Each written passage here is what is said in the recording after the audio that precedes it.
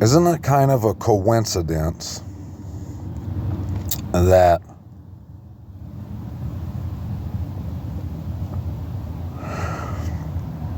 this here derailment happened in this town? You know, in Ohio in 2023. And they managed to throw that number. Isn't that a coincidence that happened? And now, ever since October 7th, we've been seeing that name on the news every day, Palestine. And look, just up the street, up the road, 20 miles, is a town called Salem. They managed to throw in this Wikipedia. And that happened on February the 3rd. 2-3. February the 3rd of 23. That big fire. And there's I've seen tons of proof and eyewitnesses that said that they admitted it. The Department of Transportation admitted that they set those chemicals on fire. So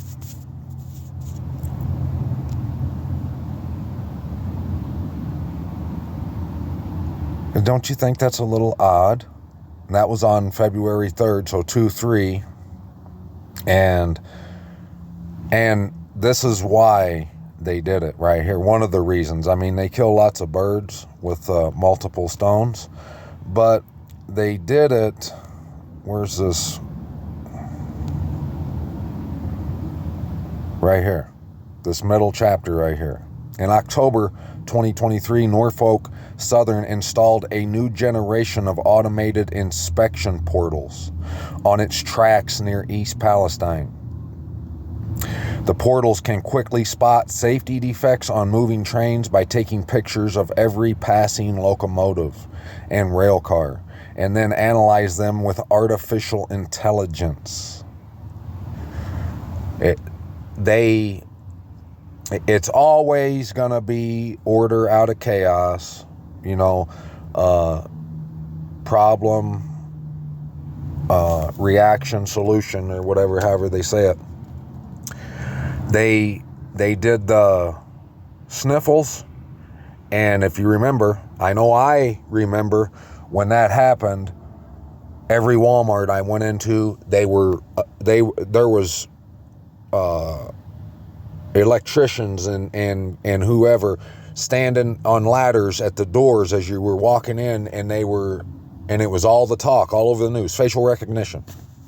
It was like bait and switch in order to do it, and I'm sure that the mask had something to do with it. I don't know. I'm not getting into all that right now, but no one's talking about how that Palestine has covered the news, or has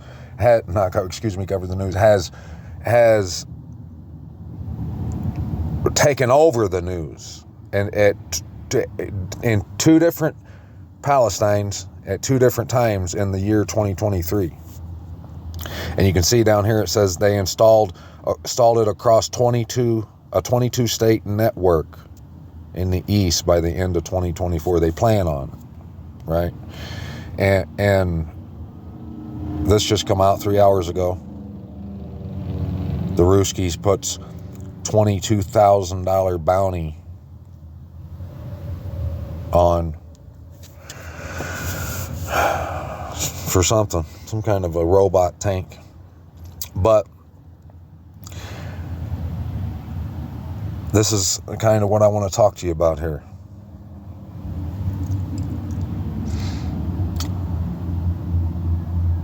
Do you know that they said that on 10/7,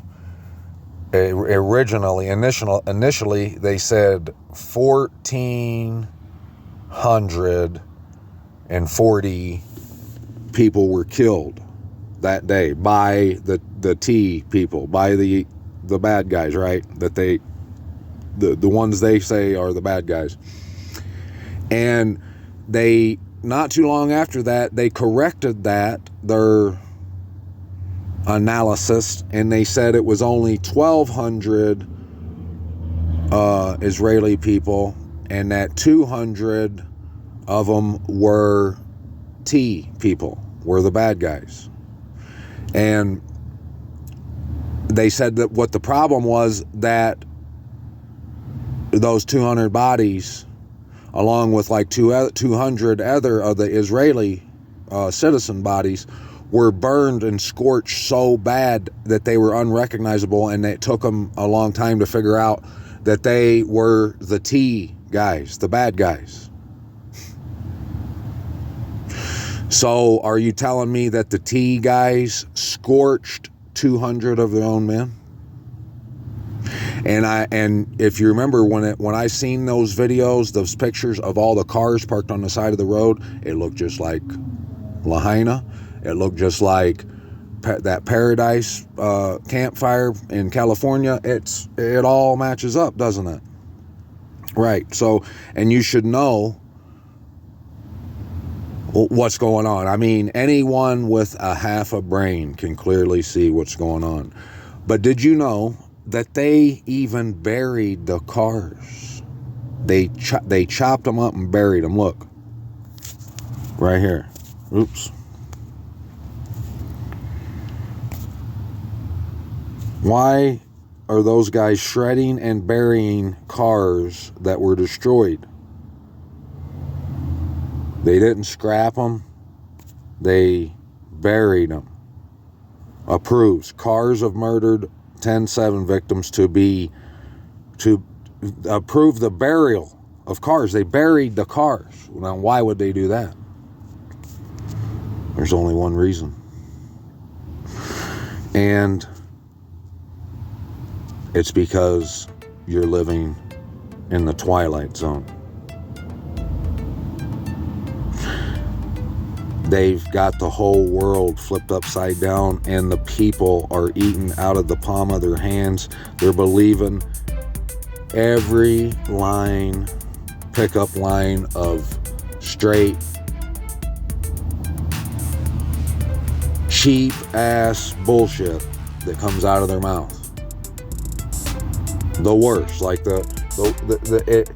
it don't get no more obvious than, as of what's going on.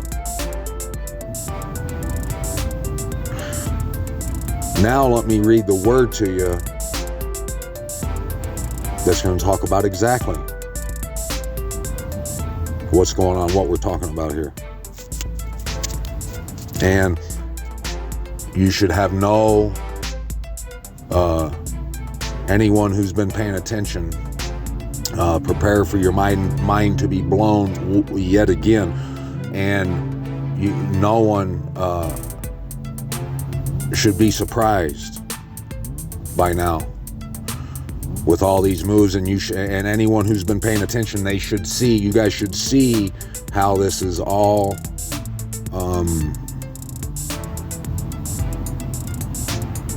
it's happening in real time. We're watching it play out, all these things. Proverbs 24. Watch how this plays. Do not envy evil men, nor desire to be with them. For their heart plots to ravage, and their lips talk of trouble. By wisdom a house is built, and by understanding it is established. You see? Verses 1, 2, and 3 is letting you know that Abba, he's talking specifically about what's going on right now in Isis Ra El, the image of the beast. You see all the turmoil, all the bloodshed, all the unrighteousness that is that place and what's going on over there. I'm going to show you what the Most High has shown me about the 144 and about the rebuilding of the house. And I mean, even at this point, any one of my listeners who have been paying attention, you should already know that there's no way that place and that people, that return, what they do, what they're about, what they practice, what they preach, there's no way that could be it. It's not.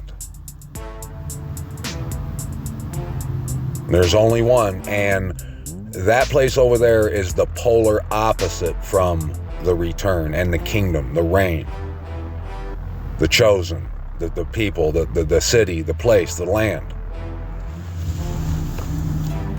That place can't, it's going on into destruction. It cannot withstand it's not going to be able to withstand anything, because it's built on unrighteousness.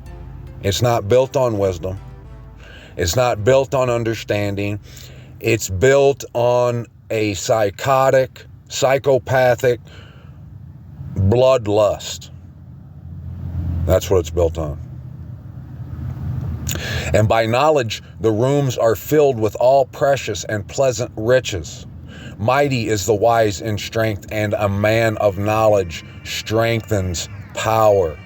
Remember the other day I told you there's only one way for anyone to have power, any man to have power in this on earth at any time, and that's to be a part of the family, to bear that great name. If you have that great name and you're under your dad's wing and you live and dwell with him, that's the power, and that's the only power. For by wise guidance you wage your own battle, and delivery is by a great counselor. Wisdom is high for a fool. He does not open his mouth in the gate. Now, I'm going to take you real quick to Revelations 22, because we didn't get that one. We didn't get chapter 22. But we'll come back and we'll get the rest of this 24. But notice that last verse I read. Wisdom is high for a fool. He does not open his mouth in the gate. In the gate.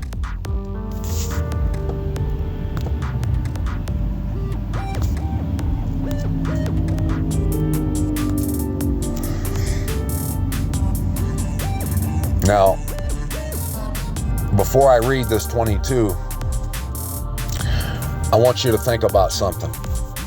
You know, there's all kinds of ideas of who the 144 is, right? And I would have to say that the majority of what I've heard from people, what they believe, the general idea of what 144 is that they're eunuchs, and they're different than anyone else that's going to be in the kingdom. Like, you know, the church believes there's Israel and there's the church. And then even people like Yasharal, Hebrew, Messianic type of people, they believe there's going to be the 144, and then there's going to be other people, right? Let me show you what the Most High has shown me, and he's gonna cancel all that BS out when it comes to that specific topic. You see, it says, and I looked and saw a lamb, chapter 14. I looked and saw a lamb standing on Mount Sion, and with him 144,000, having his father's name written upon their foreheads. They were standing on Mount Sion. Remember that. 144, they had their father's name written upon their forehead. Now, if we jump to chapter 21, and it's on down here a ways, but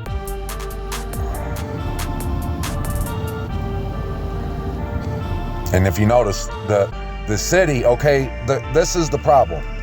The world believes that they're going to have their own cities, and that it really don't matter what's going on in the new Jerusalem, the renewed Jerusalem.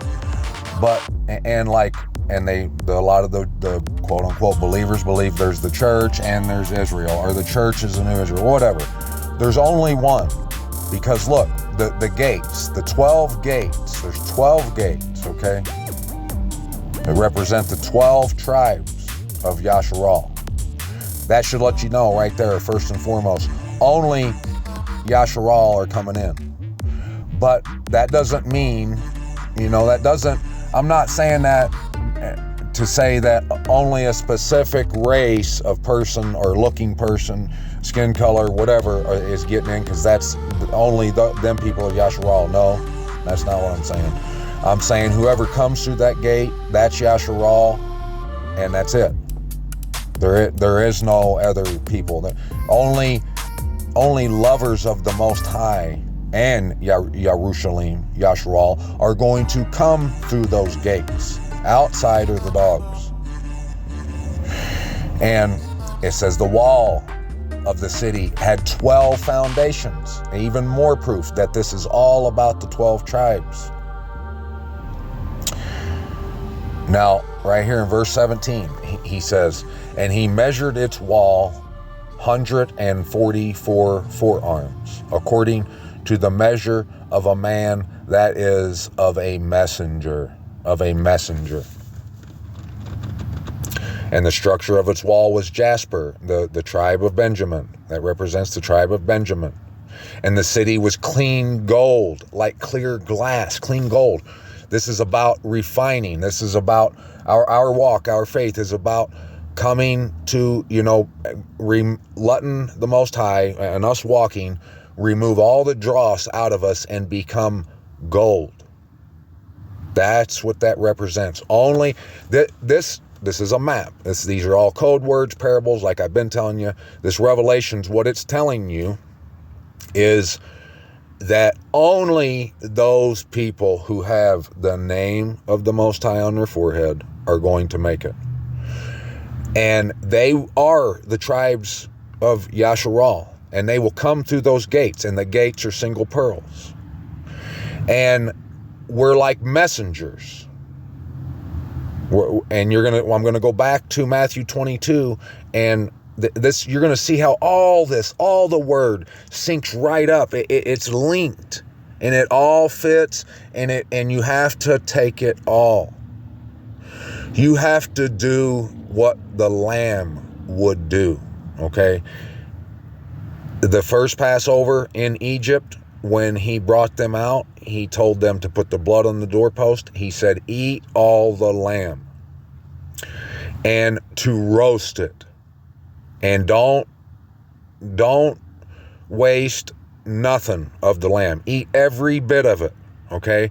And that's the only time the Most High permits you to do that. Any other time, if you choose to eat meat, you have to either boil it, season it, or sodden it. It has to be cooked in water in order for it. The water prevents any roasting of the blood, searing of the blood. So the blood comes out into the water, like water, and you dump it out. Any other time except for Passover. On Passover, you are to roast a lamb and eat the whole thing, but only in the city that the Most High placed his name. Any other time, you're not to eat all of it. Any other time, you have to boil it, and you're not to eat any of the fat. You're not to eat any of the organs, none of that stuff at any other time except for on Passover. And that is symbolic. That lets you know that you have to read all the word and take every bit of it, the truth, and understand it for yourself. And that will make you a messenger. It says right there, the measure of a man, according to the measure of a man, that is, of a messenger. So only the 144,000 are going to be in there, and it's 12,000 from each tribe. Only them are going to make it.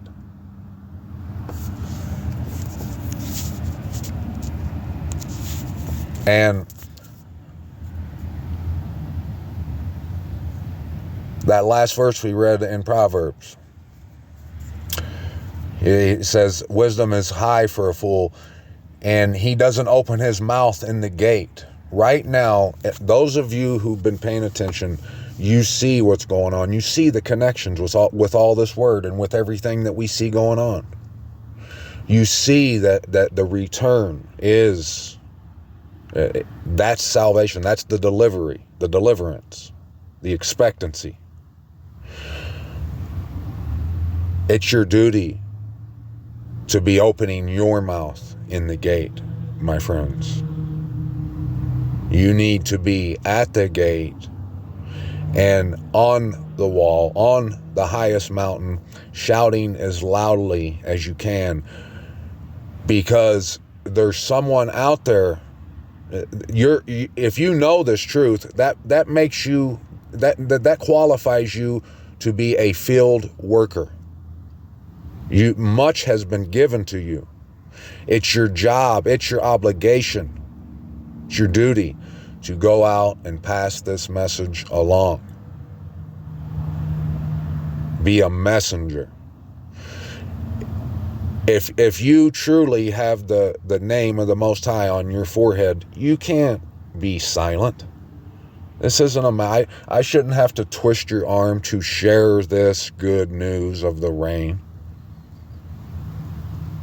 The reason it says that his name is on their forehead, it's symbolic. It's not literal. But you can always tell who's about the Most High in the rain and who ain't. It's obvious. And anyone who's looking will see. And he showed me a river of water of life. Truth of life, clear as crystal. And oh yeah, back in that it said that the city was clean gold, clear as glass, transparent. That's symbolic of being dishonest and transparent. There's nothing to hide. If we're all going home and we want to be with our dad, we have nothing to hide. And all of us that are going home, we all understand that we all were wretches. We came from the dark side, from the furnace of our affliction. And he called us out and we came home. So we understand we're not looking back. We are only looking forward. We're not thinking about what anyone's done in the past. And we're humble enough and understanding enough to know that we've all done some messed up stuff. We've all lived our lives. We've sinned. We're not looking down our nose. We look up our nose. A water of life, clear as crystal, coming from the throne of the Most High and of the Lamb. Of the Lamb. The water coming from the Lamb. And there's a reason, look, there's a reason he uses the word Lamb. You know that saying, what would JD, Jesus do? We need to change that to the Lamb. What would the Lamb do? The reason only the Lamb was worthy to open the scrolls is because you have to look at your life, at this world, with a lamb's perspective. A lamb is to be roasted on Passover. They go home. The Messiah went home as that lamb to the throne, and we're supposed to follow him. That's why it said he saw the Lamb standing on Mount Zion with the 144,000, because that's where you go. You go to Mount Zion and you follow the Lamb wherever he leads you. That's the throne of the Lamb. That's why it says that the city has no need of the sun or the moon, because the Most High is their light and the Lamb. It lights your path back to home. In the middle of its street and on either side of the river was the tree of life, which bore 12 fruits. 12 fruits. Each yielding its fruit every month. And what all this is symbolic of is the street. It's to bring you home. The city doesn't have just one street, does it? In the middle of its street. This is symbolic. This is saying that you'll come home if you're a member of the 12 tribes of Yasharal. You'll come home. You'll follow you'll find yourself at the throne of the Most High, like the Lamb. And that will make you a member of the family. And whether that's biological or not, I don't know. That's above my pay grade. I can't tell you if my DNA is a certain DNA. I don't know. All I know is what I love, what I esteem, where my face is, and my feet, and where I need to go to live. But it's because it's all I want, though. That's another thing. We're going to see back in Matthew 22 that you're not going to be able to run to Jerusalem just to escape death. You're not getting in without the key of David. And if you got the key of David, that means you got the name of the Most High on your forehead. There's probably going to be some rascally characters that try to sneak in, but it's not going to work. In the middle of its street and on either side of the river was the tree of life, which bore 12 fruits, each tree yielding its fruit every month. And the leaves of the tree were for the healing of the nations. And no longer shall there be any curse. That's the healing. Look, he said, no longer shall there be any curse. But right before that, the healing, he was talking about the healing of the nations. The curse is that you don't know who you are. You don't know where your home is. You don't even care about your home. It's the same message we've been getting, we've been reading. It's thinking, using your own understanding, thinking about your paneled houses, what you're going to do, how your interpretation of the word, all that stuff. No longer shall there be any curse, and the throne of the Most High and of the Lamb shall be in it. It's all about recognizing the throne, what the Lamb represents, doing what the Lamb did, following the Lamb, the Word, to life. And his servants shall serve him, and they shall see his face, and his name shall be upon their foreheads. And night shall be no more, and they shall have no need of a lamp, or the light of the sun, because Yahuwah their Most High shall give them light, and they shall reign forever and ever. And he said to me, these words are trustworthy and true, and Yahuwah the Most High of the set apart prophets, the prophets, and that's all the prophets is telling you what I just told you. I've read it on here, and we're going to keep getting it. Do your own due diligence, you'll see. You need to be in the gate with the Most High's name on your forehead, singing the song, the renewed song of the Lamb and of Moses, coming home at the appointed times and loving it. The world is rejecting it, though, aren't they? To show his servants, has sent his messenger to show his servants what has to take place with speed. That's what he's doing with us right now. See, I am coming speedily. Blessed is he who guards the words of the prophecy of this book. And the words of the prophecy of this book, from front to back, from chapter 1 to this chapter, it's all about coming home and the new Jerusalem and the bride and your crown, the peg and the steadfast place, the set apart mountain, and the image of the beast, exposing the imposter, the fake, the house that has been built on unrighteousness and stupidity and lies and murder and bloodshed and rape and just everything vile that this earth has to offer. I, John, saw and heard these matters, and when I heard and saw, I fell down to worship before the feet of the messenger who showed me these matters. And he said to me, see, do not, for I am your fellow servant and of your brothers the prophets and of those who are guarding the words of this book. Worship the Most High. And he said to me, do not seal the words of the prophecy of this book, because the time is near. He who does wrong, let him do more wrong. He who is filthy, let him be more filthy. He who is righteous, let him be more righteous. He who is set apart, let him be more set apart. And see, I am coming speedily, and my reward is with me to give each according to his work. I am the Aleph and the Taw, the beginning and the end, the first and the last. When he says that, what he said in verse 13, That's winking at you. That's letting you know you got to eat all the lamb. You got to read all the word. That from the beginning to the last, all of it. You got to understand all of it. And you'll never understand all of it. You'll always be growing and learning it. And the Most High will always be teaching you from the throne. Blessed are those doing his commands, so that the authority shall be theirs unto the tree of life.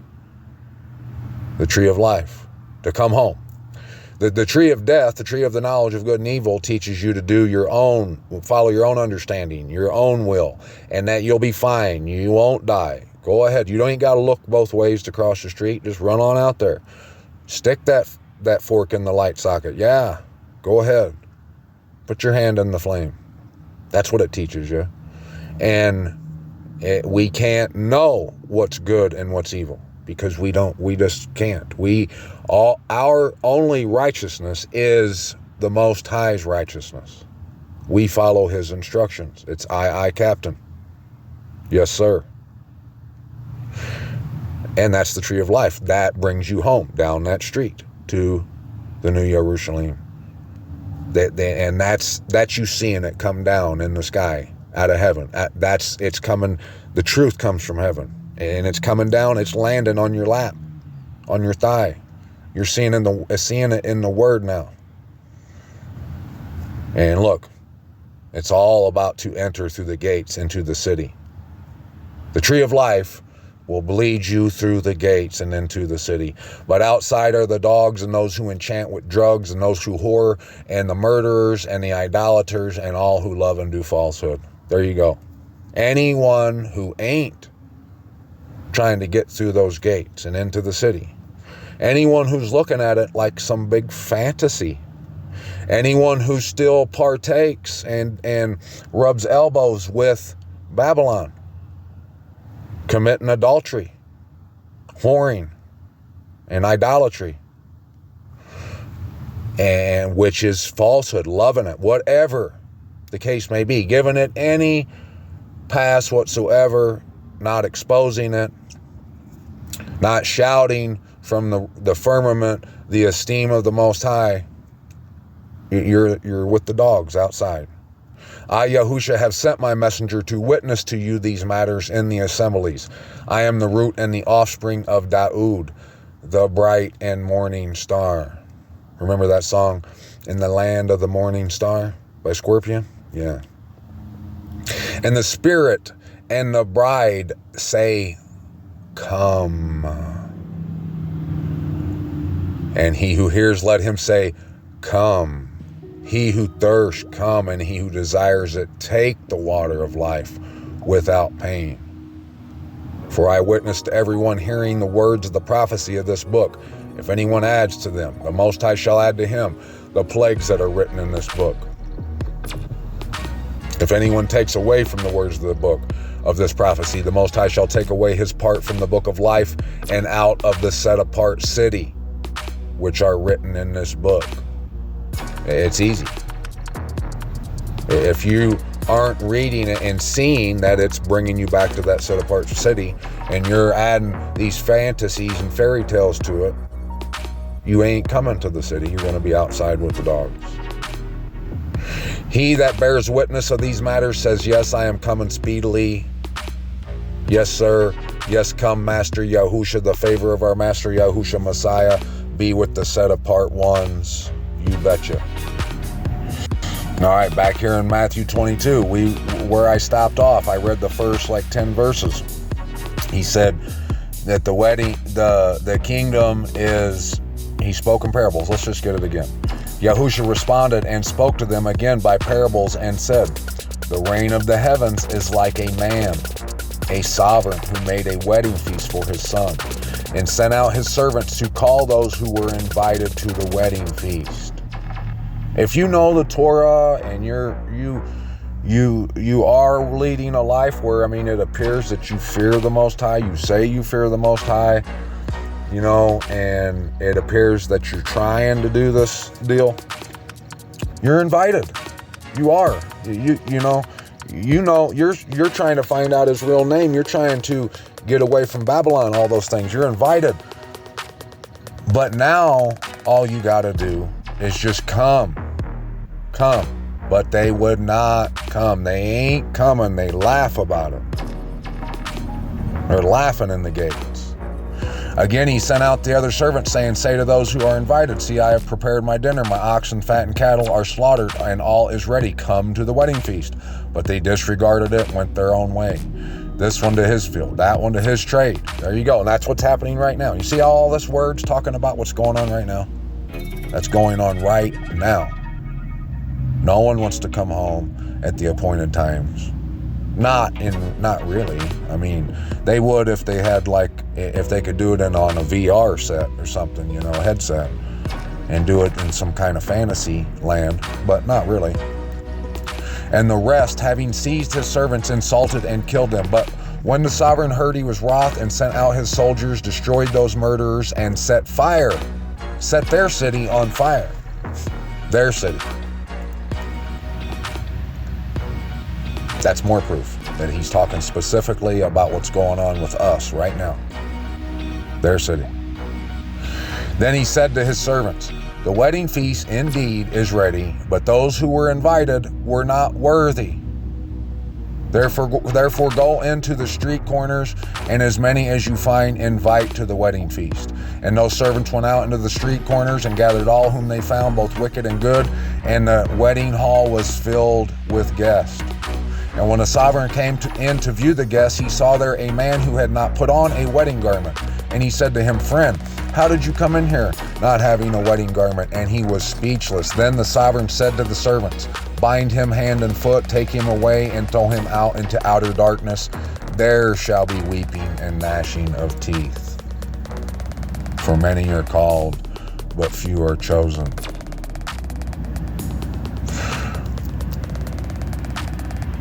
You're not going to get to weasel your way into the kingdom. You're not gonna be the one that calls the shots and comes home when you want to come home and did it and do it with unrighteousness and build a house with unrighteousness. You're not going to be able to slip past the Most High.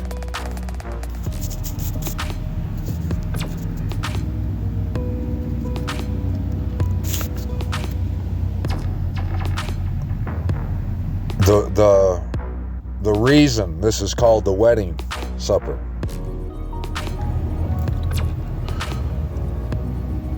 the reason it said that those 144,000 were maidens, it didn't say eunuchs, it said maidens, that they weren't married.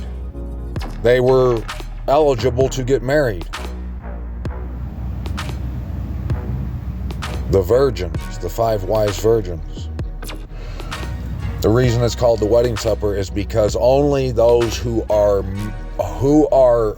all about marrying the Most High, the Word, the Lamb, the city, your home, your inheritance, all that.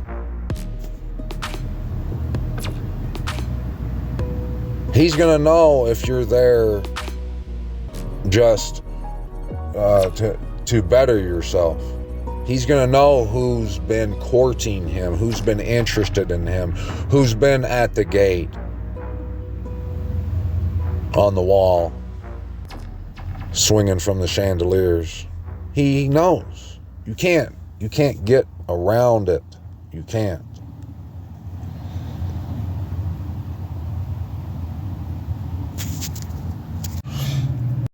And that's why right down here in chapter 22, I skipped over the Caesar part. You should know, give to Babylon what's Babylon. You should know that part.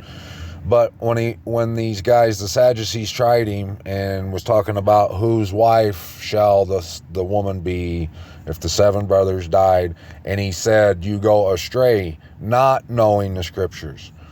This is the wedding feast. You don't care. Whoever ends up there through them gates, that's all they cared about, and that's where they went. They weren't married to anyone or anything else. All right, back here to Proverbs 24, verse 7. Wisdom is high for a fool. He does not open his mouth in the gate. He's scared. He who plots to do evil is called a master of evil plots. The purpose of folly is sin, and the scoffer is an abomination to men. If you falter in the day of distress, your strength is small. We're in the day of distress. Where are you at? You're not in the gate. I can't hear you. Deliver those taken to death and hold back those stumbling to the kill. Stumbling to the kill. That's Isis Ra'el, the image of the beast. If you say, see, we did not know this, would not he who weighs the hearts discern it? He's going to know. This is how it is. Just like when I left breadcrumbs when I was dating to see who was just serious and wasn't about, getting what they wanted. The Most High is going to know who loves him because they'll be at those gates. They'll come to those gates. They will be shouting in those gates. They will have his name on their forehead. He knows that you can't hide this. He who watches over your life, would he not know it? And shall he not repay men according to his work? There you go. That's why this next verse says, my son, eat honey, wink, wink. Go home, for it is good, and the honeycomb sweet to your taste. Know that wisdom is thus to your being. If you have found it, there is a future, and your expectancy is not cut off. If you come home, your expectancy is not cut off. Do not lie in wait, O wrong one, against the dwelling of the righteous. Do not ravage his resting place. Boom.